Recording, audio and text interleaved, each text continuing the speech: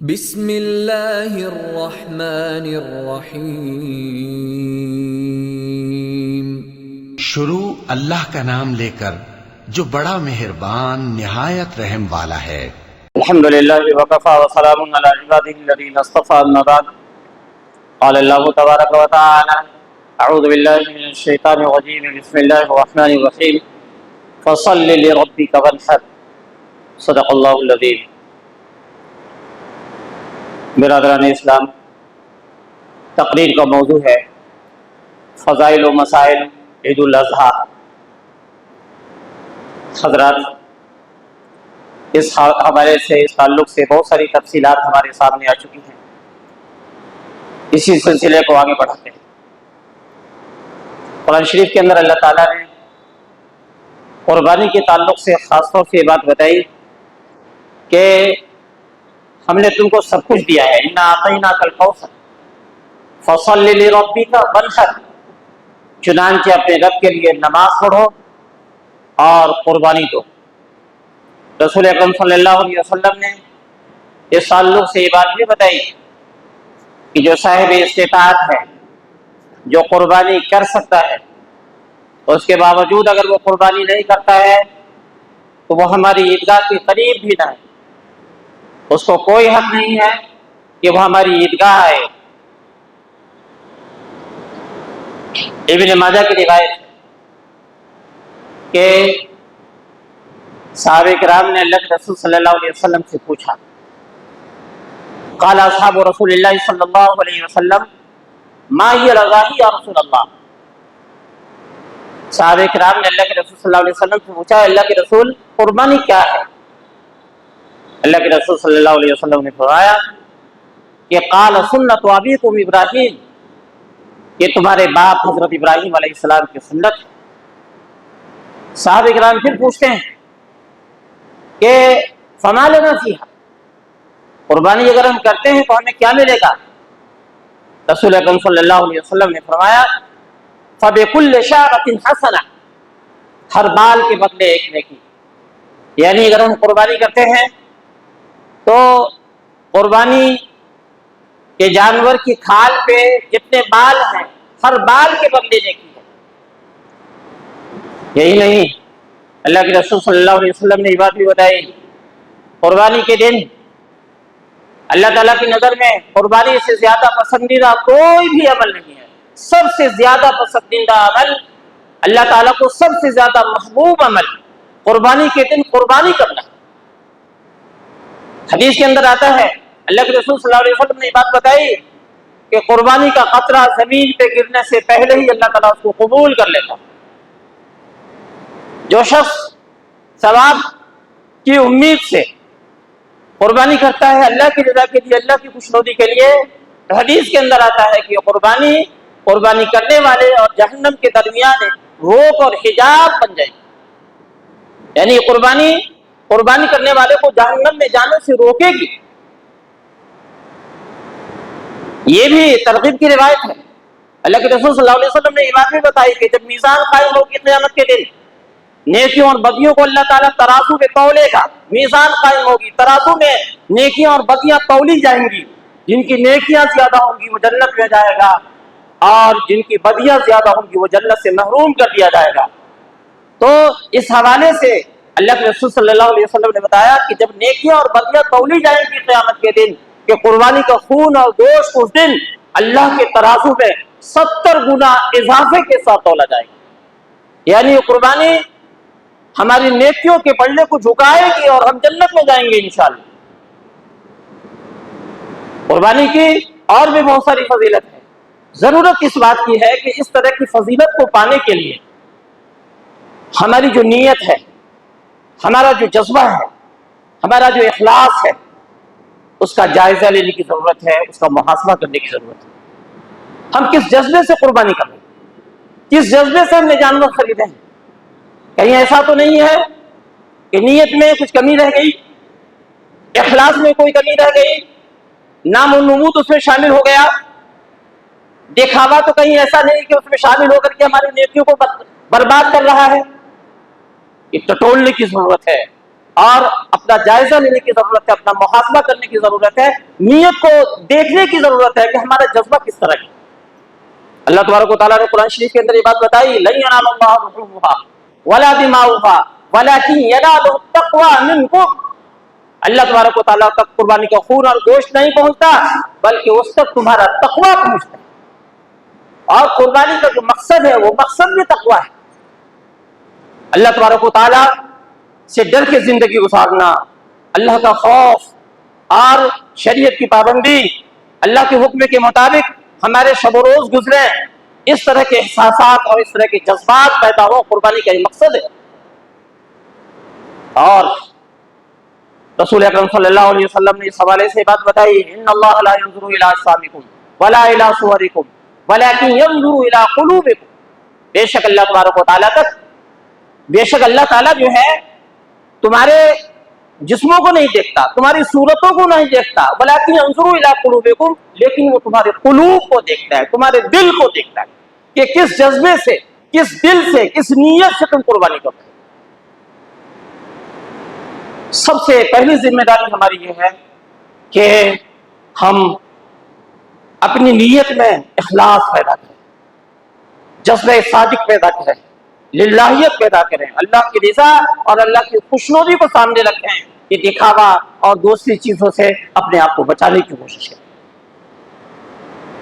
اور قربانی کن لوگوں پہ واجب ہے، تفصیلات آپ کے سامنے آ چکی ہیں، تھوڑی سی تفصیل اور بتا دیتے ہیں آپ کو کہ ہر وہ مسلمان جو عاقل ہے، عاقل کا مطلب عقل و شعور رکھتا ہے، دماغی توازن اس کا بگڑا ہوا نہیں ہے، عاقل ہے، بالغ ہے، جوان ہو چکا ہے، یا کم سے کم جو ہے 15 سال کی عمر ہو چکی ہے، شریعت میں 15 سال عمر ہے جوانی کے لیے، اور عاقل بالغ کے علاوہ مقیم ہو، وہ یعنی حالت سفر میں نہیں ہو، مسافر نہیں ہو، اور صاحب استطاعت ہو، مالدار ہو، صاحب نصاب ہو۔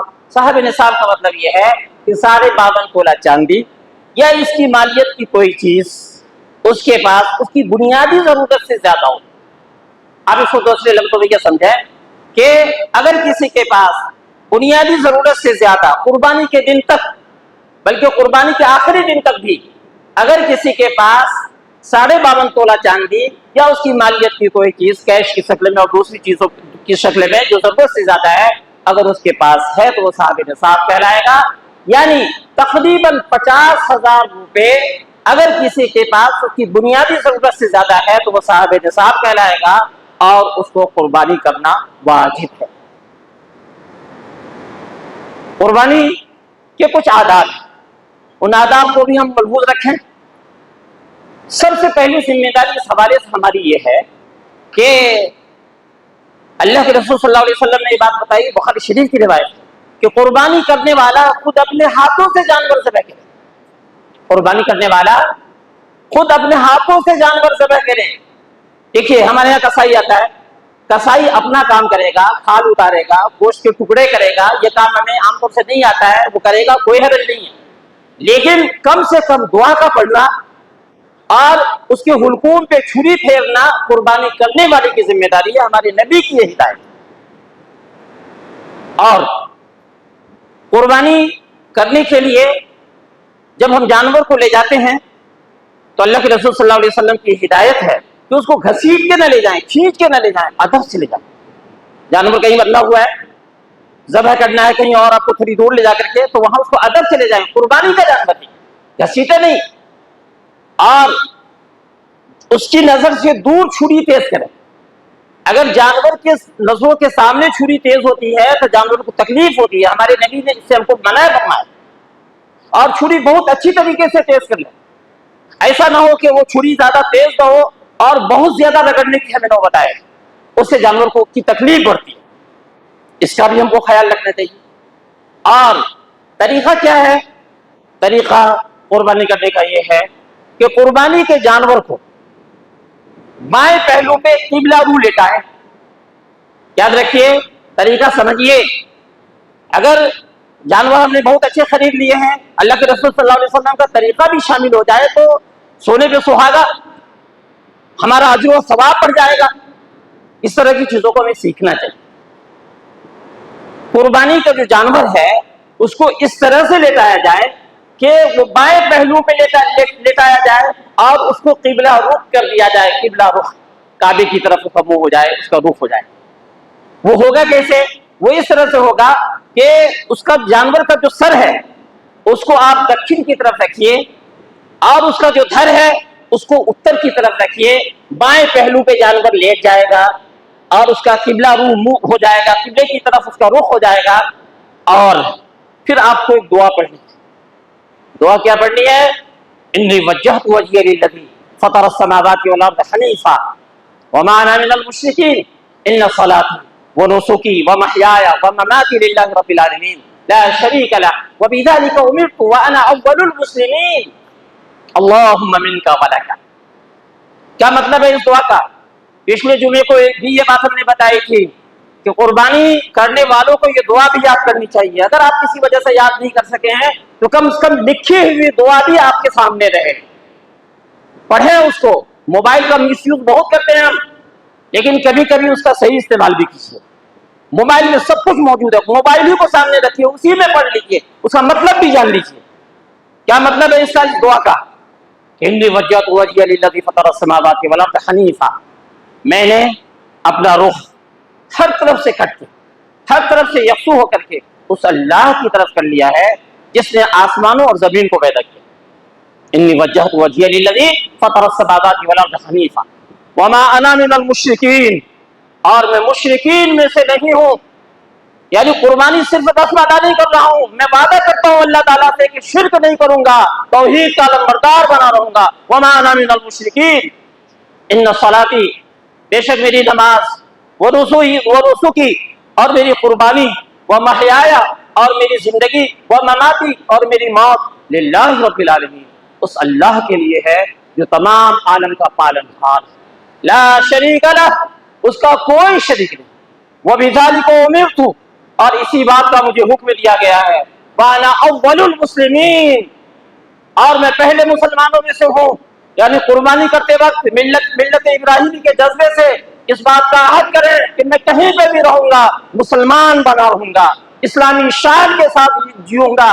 ہمیں مسلمان اپنے آپ کو ظاہر کرنے میں، اپنے نبی کے طریقے کو ظاہر کرنے میں، ملت ابراہیمی کی پیروی میں ہمیں کوئی ہچکچاہٹ نہیں ہوگی، کوئی ہم جو ہے اپنی انسلٹ محسوس نہیں کریں گے، توہین محسوس نہیں کریں گے۔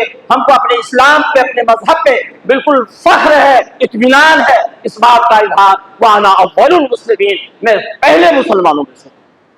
اللہم منک ولک، اور دعا کے الفاظ یہ بھی ہے آخر میں کہ اللہ یہ قربانی جو ہم پیش کر رہے ہیں ہمارا کوئی اپنا کمال نہیں ہے، تو نے مال دیا، اصلاح بنایا، تو میں قربانی کر رہا ہوں۔ اللہم منک، یا اللہ یہ تیرا ہی دیا ہوا ہے، ولک، اور تیرے ہی حضور پیش ہے۔ اور یہ کہہ کے بسم اللہ اللہ اکبر کہہ کے جانور کے حلقوم پہ چھری پھیر دے، اور اس کے بعد جب جانور پورے طور پہ ٹھنڈا ہو جائے تو اس کے بعد اس کی کھال اتاری جائے گی اور دوسرے کام جو ہوتے ہیں وہ کیے جائیں گے۔ اس کے بعد ایک دعا پڑھی جائے گی، وہ کیا؟ اللہم تقبلہ منی۔ اگر قربانی کرنے والا جو ہے قربانی کر رہا ہے خود ہی دعا پڑھ رہا ہے تو اللہم تقبلہ منی بولے گا۔ کبھی کیا ہوتا ہے کہ کسی وجہ سے قربانی کرنے والا وہ دعا نہیں پڑھ رہا ہوتا، خود سے کوئی دوسرا پڑھ رہا ہوتا ہے، تو اس وقت بولنا ہے اللہم تقبلہ من کے بعد اس کا نام لینا ہے قربانی کرنے والے کا، اللہم تقبلہ من فلاں، کوئی بھی، کما تقبلت من خلیلک ابراہیم وحبیبک محمد علیہ الصلوۃ والسلام، کہ اللہ مجھ سے اس کو اسی طرح سے قبول کر لے اس قربانی کو جیسے کہ تو نے اپنے خلیل حضرت ابراہیم علیہ السلام سے اور اپنے حبیب حضرت محمد صلی اللہ علیہ وسلم سے قربانی قبول فرمائی۔ اور بھی بہت ساری تفصیلات ہیں، بہت سارے سوالات لوگوں نے کیے ہیں، کچھ میں نے بھی اپنے سے بنائے ہیں آپ تک پیغام پہنچانے کے لیے، کچھ سوالات ہیں، بہت دل کے کان سے، بہت غور سے آپ اس کو سن لیجئے، آپ کو فائدہ ہوگا۔ چونکہ ہمارا یہ پیغام آپ تک ہی محدود نہیں ہوتا ہے، بہت دور تک جاتا ہے، بہت دیر تک اس کا اثر ہوتا ہے۔ آپ کی بھی ذمہ داری ہے کہ اس طرح کی چیزوں کو پھیلائیں۔ سوالات کی فہرست تھوڑی سی لمبی ہے، بہت اختصار کے ساتھ۔ پچھلے جمعے کو باہر ہی کسی نے پوچھا تھا کہ قربانی گھر کے کن کن لوگوں کی طرف سے کرنا واجب ہے؟ قربانی گھر کے کن کن لوگوں کی طرف سے قربانی کرنا واجب ہے، ضروری ہے؟ دیکھیے یہ ہوتا کیا ہے، کوئی گھر ایسا ہوتا ہے کہ ایک ہی مکھیا ہے، ایک ہی مالک ہے، اور پوری آمدنی اسی کے پاس ہوتی ہے، تمام لوگوں کے اخراجات وہی پورے کرتا ہے ایک مالک جو ہے، اور دوسرے لوگوں کے ہاتھ میں کچھ بھی نہیں، تب ایک قربانی ہو گئی، سب کی طرف سے ہو گئی ایک طرف سے۔ لیکن کبھی کیا ہوتا ہے کہ ایسا نہیں ہوتا کہ ایک مالک بھی ہے اور اپنے بیٹوں کو اپنے بچوں کو انہوں نے بہت کچھ دے رکھا ہے، الگ الگ اس کی ملکیت ہو گئی ہے، بھلے کھانا ایک جگہ بنتا ہے، اگر گھر کے اور افراد کے پاس بھی بنیادی ضرورت سے زیادہ اس کی ملکیت کی چیز اگر 50,000 روپے زیادہ ہے اس کی ضرورت سے زیادہ، تو وہ الگ صاحب نصاب ہے، الگ الگ افراد کی طرف سے الگ الگ قربانی کرنی پڑے گی۔ بیوی اسی طریقے سے زیورات ہوتے ہیں اس کے پاس، اس کو الگ سے قربانی کرنی پڑے گی۔ اسی طرح سے قربانی کی کھال اور گوشت وغیرہ بطور اجرت کسائی کو دینا کیسا ہے؟ دیکھیے کسائی کو الگ سے پیسے دینے ہوں گے کھال وغیرہ اتارنے کے، گوشت کے ٹکڑے کرنے کے، اجرت کے طور پہ آپ کھال نہیں دے سکتے، گوشت نہیں دے سکتے کہ یہ اجرت ہے تمہاری لے جاؤ، ایسا نہیں کر سکتے۔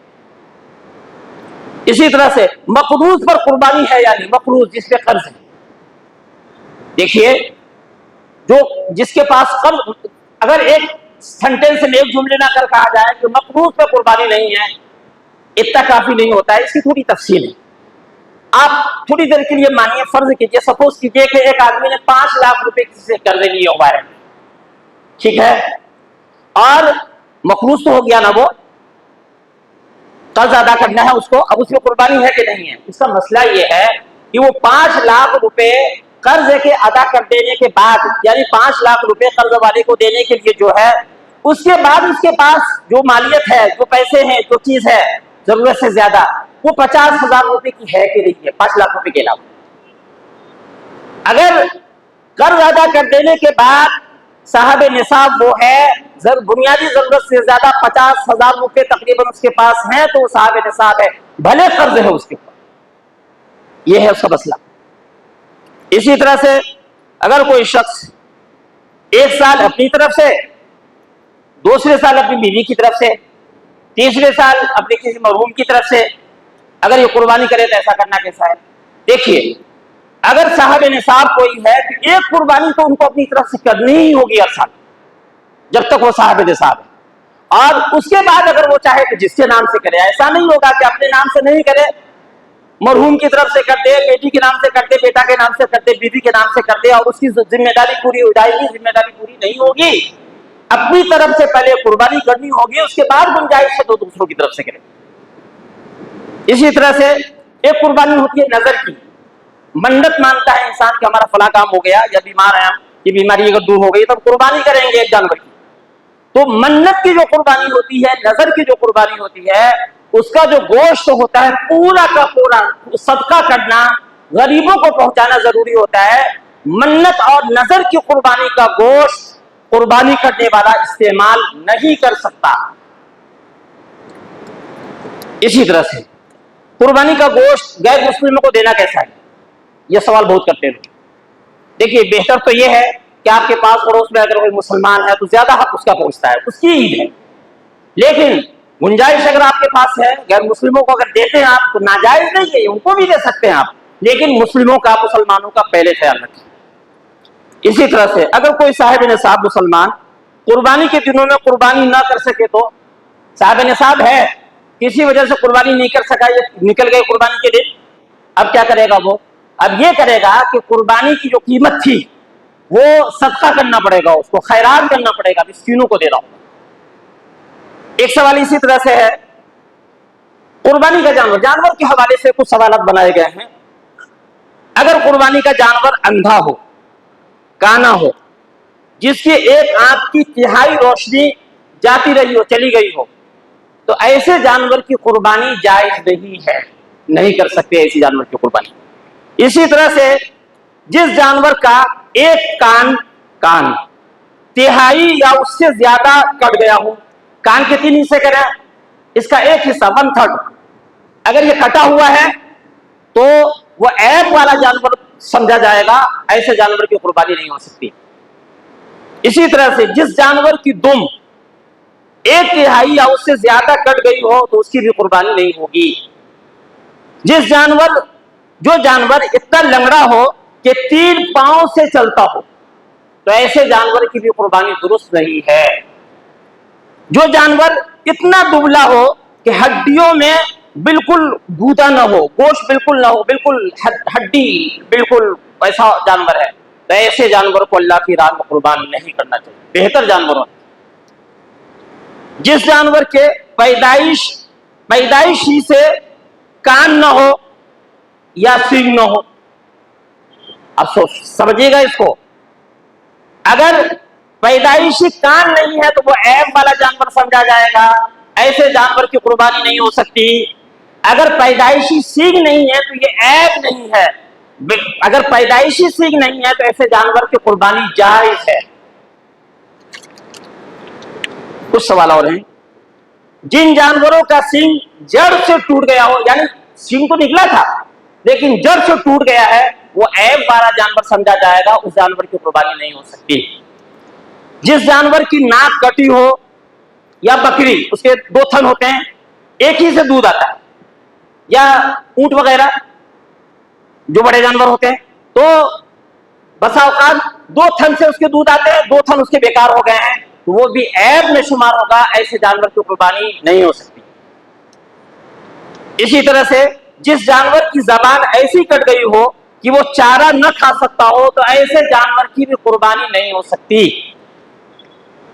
اور جو جانور اتنا کمزور ہو کہ ذبح کرنے کی جگہ خود نہ جا سکے، یہاں بندھا ہوا ہے اور جہاں پہ ذبح کرنے کے لیے لے جانا ہے خود سے چل کے بھی نہ جا سکے تو ایسے جانور کی قربانی نہیں ہو سکتی۔ بس میں ختم کر رہا ہوں، کبھی کبھی برداشت کر لیا کریں آپ لوگ۔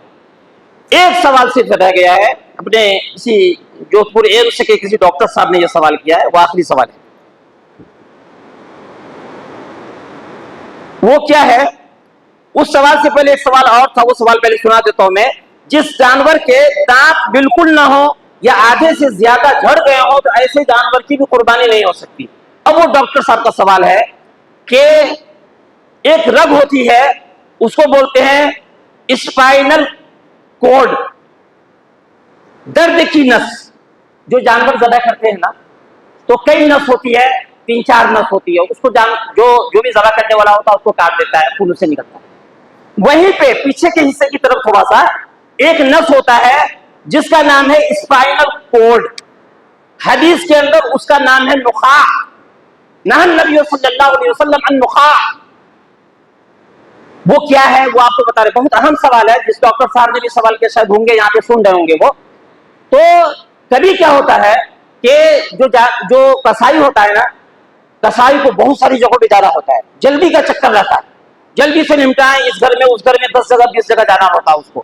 وہ کیا کرتا ہے، پہلے تو ذبح کیا، ذبح کرنے کے بعد وہ جو رگ ہوتی ہے یہاں کی، جس کو نخاع کہتے ہیں، جس کا نام اسپائنل کورڈ ہے، اس پہ وہ چھری مارتا ہے، اور اس پہ جب وہ چھری مار دیتا ہے تو چند لمحوں میں، چند سیکنڈ میں وہ پورا جانور جو ہے ٹھنڈا پڑ جاتا ہے۔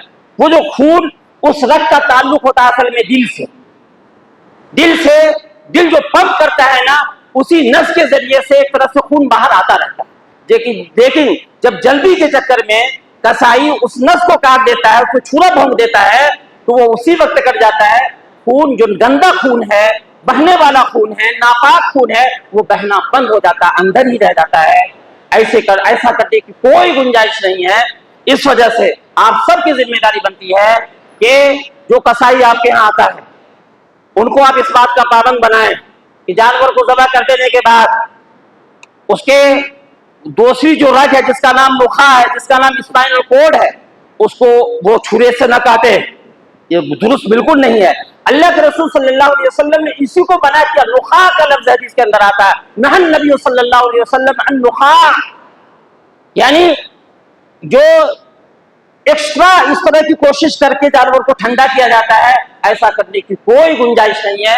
اسی طرح سے جب تک جانور پورا ٹھنڈا نہ ہو جائے تو نہ اس کی کھال اتاری جائے گی۔ کیا ہوتا ہے، کبھی اس کے جانور کے جو پاؤں ہوتے ہیں نا، یہاں پہ نس کو کاٹتا ہے جانور، اب وہ جو کسائی ہوتا ہے آپ لوگ دیکھتے ہوں گے، جانور کو ذبح کیا, جانور اچھل کود کر رہا ہے, خون بہ رہا ہے, جلدی سے اس کو ٹھنڈا کرنا ہے تو اس کی نس کو کاٹ دیتا جلدی سے چاروں پاؤں کے.